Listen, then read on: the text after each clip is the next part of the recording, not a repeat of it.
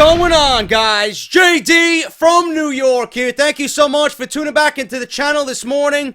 NXT from March 1st, 2017, as we continue our road to NXT TakeOver Orlando WrestleMania weekend.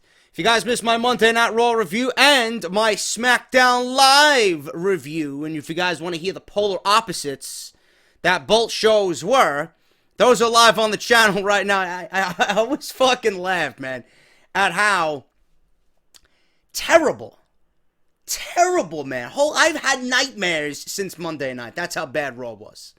SmackDown, on the other hand, was fantastic, man.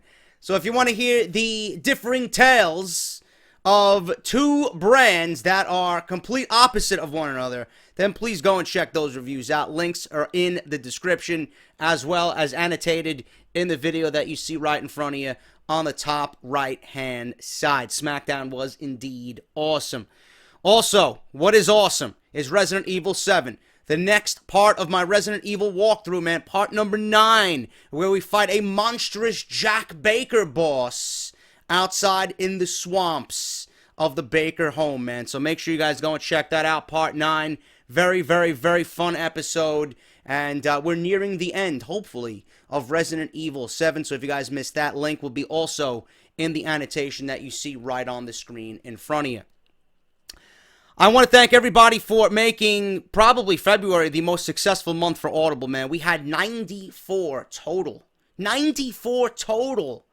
subscriptions for Audible, man. You guys tried out the service free for 30 days. You got one free audio book. Thanks to Audible, and thanks for listening to Off the Script and Monday Night Raw and SmackDown and NXT and everything through the week, man. Audible has been fucking awesome at sponsoring everything. They are my newest sponsor, probably my #1 sponsor right now, Audible. If you guys want to try the service out free for 30 days, man, all you got to do is go through the sign-up process, fill out the appropriate information, compatible with iPhone and Android, and you got yourself one free audiobook, man. The best thing is, no matter what you do with the service, if you guys want to cancel before the 30 days is up, you're not going to be billed, so it's free, but you get to keep your audiobook on the house, man, just for trying the service out. Over 180,000 books to choose from. A lot of those are wrestling related, man. And you can even do a pre-order for AJ Lee's new book. You got Jim Ross's new book. You got, I believe, Mick Foley has a new book coming out as well. So you guys, if those are available and they are going to be on Audible, you guys can pre-order it, and that's your free book, man. You can't beat that. That's Audible Trial. You listening?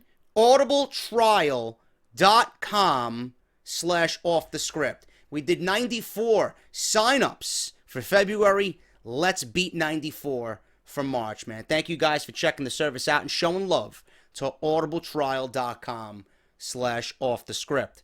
I also have a new t-shirt design coming out. If you guys are following me on Twitter, at JD from NY206, you guys would have seen the design already, but hopefully it'll be available this coming Friday when we go with Off the Script, the WWE Fastlane edition of Off the Script, episode 159, part number 1. They will be available soon, hopefully. If you guys want to go check out the online shop, barbershopwindow.com/offthescript. And everybody that signed up for the Patreon account, man, we had 16 new patrons for February, man. That's probably an all-time fucking record right now. That is fucking beast. If you guys want to support the podcast, if you guys want to support the channel monthly, if you can afford it, never an obligation, always there. If you guys want to show appreciation, patreon.com/JD from NY206. Thank you to everybody. You are making my dreams come true. I can't say it enough. Let's get on with the NXT review, man. To be perfectly honest with you, I was eating dinner and I was watching NXT, and I'm watching NXT and I'm like, I don't even want to do a review for this show. It was honestly very, very straightforward. It was the culmination of the last set of tapings. I thought that this was the beginning of the tapings that they did at the University of Central Florida. They were not. They were still at Full Sail University. Let me double check if they were at Full Sail. I do believe they were at Full Sail, yes. They were at Full Sail. This is not at the University of Central Florida. They obviously hyped up those tapings for next week.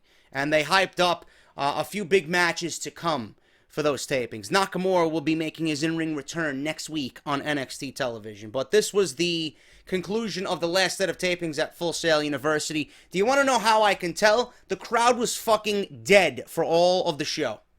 They were coming alive during the last match with DIY and the Authors of Pain, but they were pretty much non-existent for Patrick Clark, this fucking goon. If he annoys me to the point where I just can't stand the sight of him, he might actually end up on a fucking t-shirt. And the Asuka match with Peyton Royce, nobody made a fucking goddamn sound. And that's what I don't like, man. There's two things I don't like about Full Sail University. Number one, they get spoiled. And if they don't like something, they just sit there with their fucking, thumbs up their ass. Or they get too fucking tired and they don't do anything. It's like they're at a fucking bingo hall. And they're sitting next to fucking 87-year-old Martha, who's waiting for fucking B94. What was that? B94? C94? No, man, there's no C in bingo, you fucking asshole!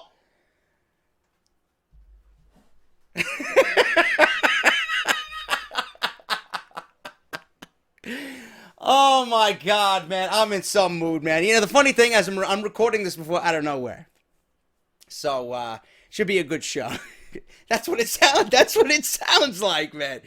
They don't do nothing. You go to a wrestling show, make some fucking noise.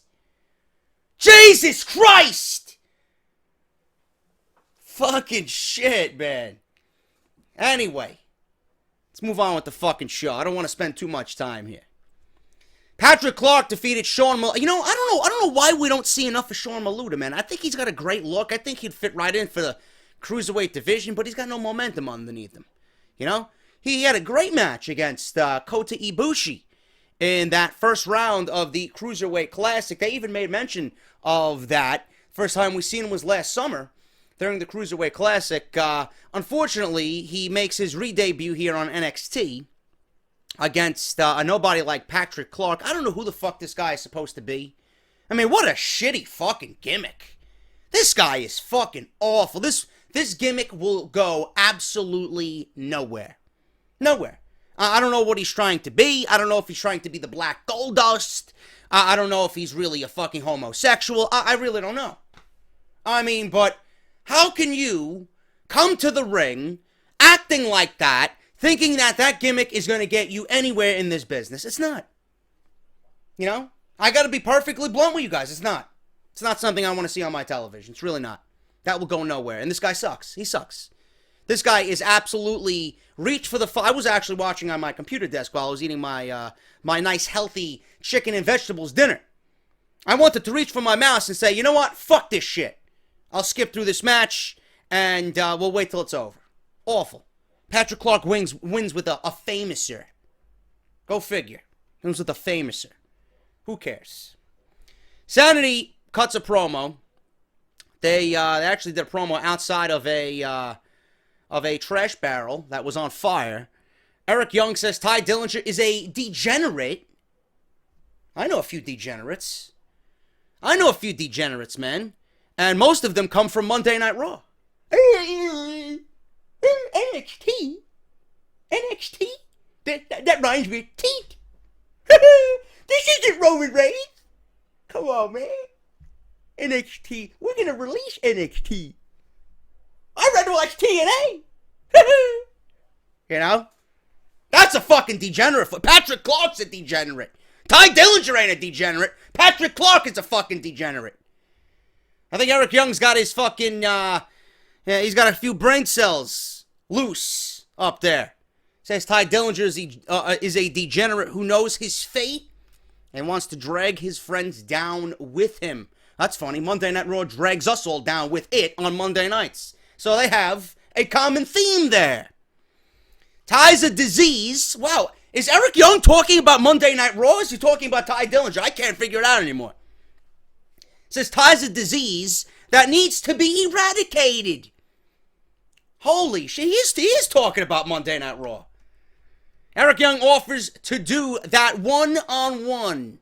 Nikki Cross says that if he doesn't accept They may have to burn down the entire world. I think a lot of us after Monday nights want to burn down fucking Stamford Titan Tower. I know that for a fact. But it looks like they're continuing Eric Young and Ty Dillinger. I don't give a shit, man. I fucking hate Monday Night Raw. I really do. It looks like they're going with Ty Dillinger, Eric Young again. It's going to be interesting to see because I didn't read any of the spoilers. I did here and there, but I didn't really. I glimpsed.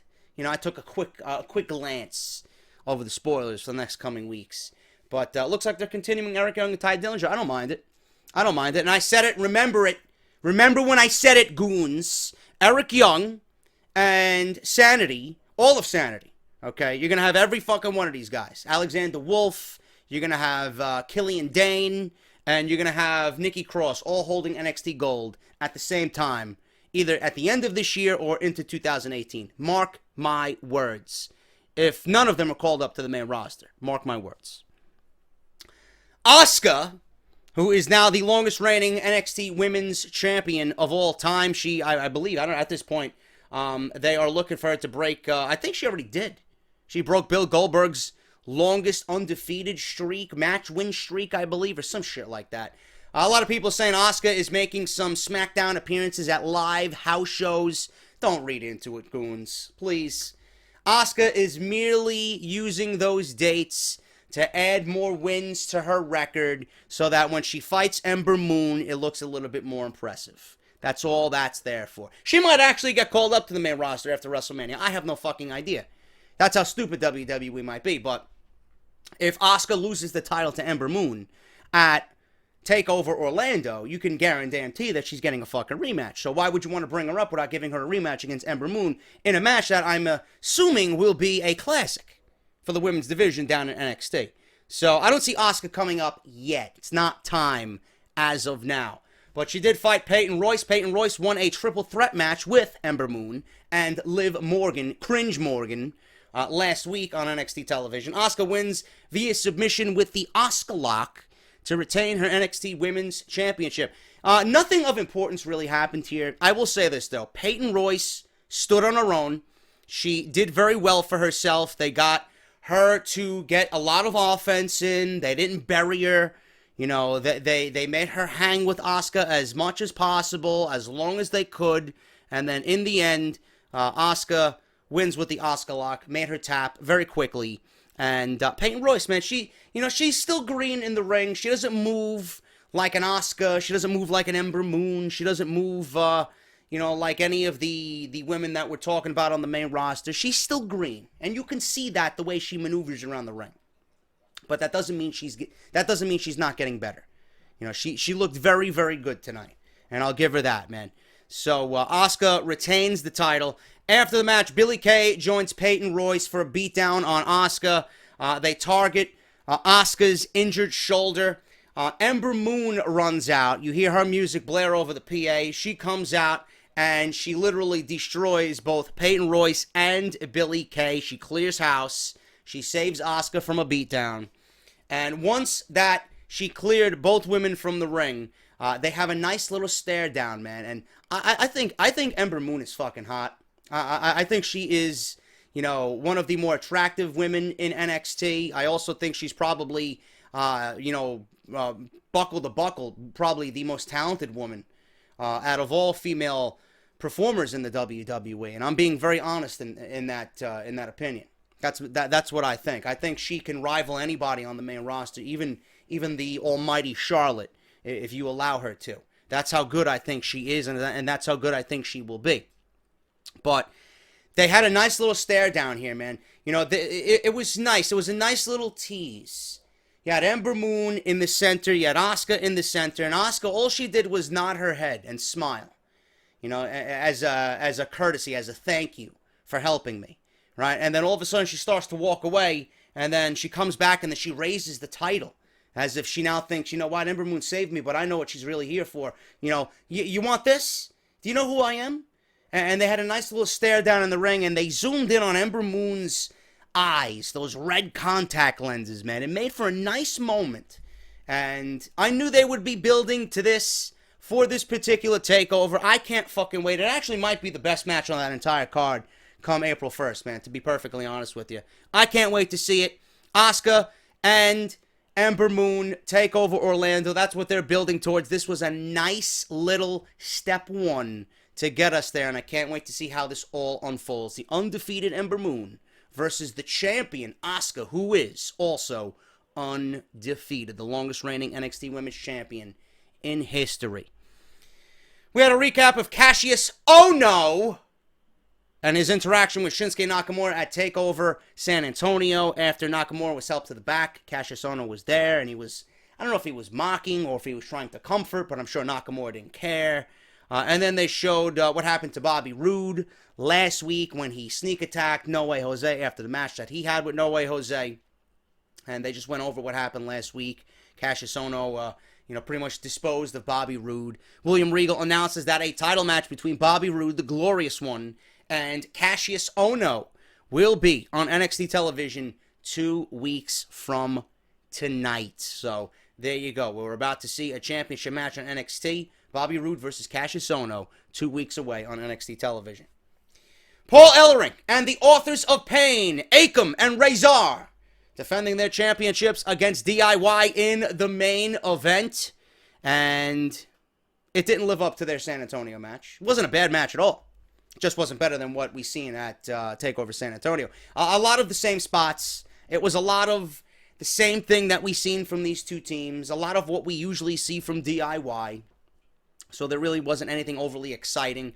We seen, this time the roles were reversed. Usually it's Gargano getting beat down and then Ciampa gets the hot tag. On tonight's show, it was Ciampa getting the beat down and Gargano with the hot tag. So that was a little different. But most of this match, Tommaso Ciampa got his ass kicked.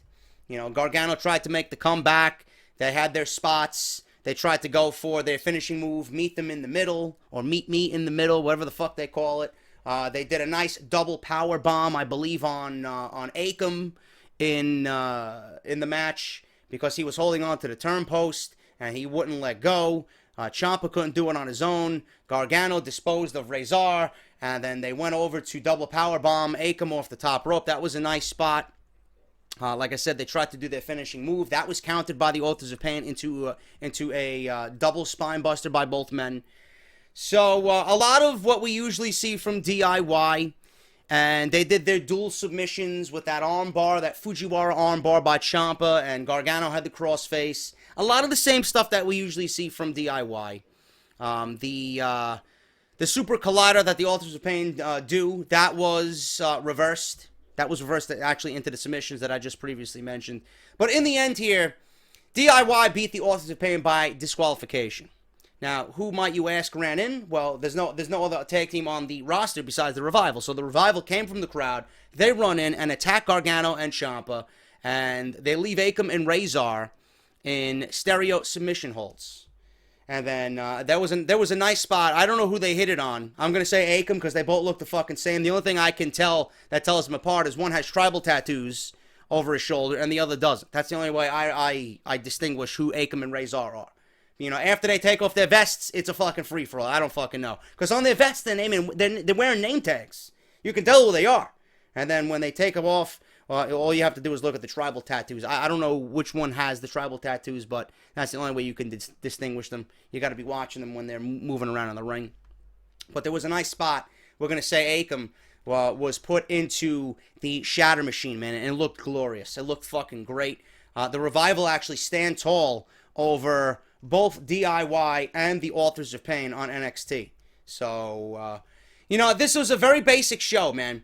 If you've been watching week in and week out, you kind of know what they're leading towards. You kind of know where they're going. It doesn't take a dummy to figure all this out. DIY, Authors of Pain, and the Revival, they're probably going to be in a triple threat tag team title match at NXT TakeOver Orlando. So look forward to that. We're going to have Ember Moon versus Asuka for the Women's Championship. Looks like we might have a triple threat for the NXT World Championship with Nakamura, Bobby Roode, and Kassius Ohno. Eric Young versus Ty Dillinger. We might even get a six-man tag. Who the fuck knows? With All of Sanity, minus Nikki Cross versus Roderick Strong, No Way Jose, and Ty Dillinger. I really don't know yet. There might be a surprise, because there's always a fucking surprise at WrestleMania weekend. So who knows what's going on, man. Very, very basic, very, very straightforward show.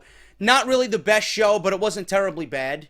You know, it was very basic. It got what it needed to get done for the final tapings here at NXT Full Sail University. And now we can really look forward to things really picking up because they're going to Central Florida, the University of Central Florida next week. Nakamura is going to be there. We're going to get some big movement in all of these storylines. So it's going to be a better week next week and going forward, being that we're only 32 days from WrestleMania. So look forward to that. And I'm very excited what's to come for the build towards TakeOver Orlando.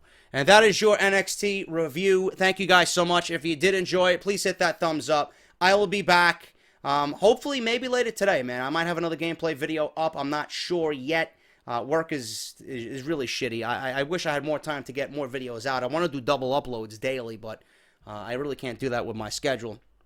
And then obviously you guys got Off the Script to look forward to on Friday as we'll go over NXT, or not NXT, but Fastlane on Sunday night. Fastlane is this coming Sunday, March 5th, so look forward to that. Thank you guys again. Check out everything you need to in the description. Show some love to Audible. Follow me on Twitter at JD from NY206. Subscribe to the channel if you have not done so, and hit that thumbs up, man. I'll see you guys tomorrow for Off the Script, episode 159, WWE Fastlane preview and predictions. I'm JD, and I'll talk to you guys tomorrow.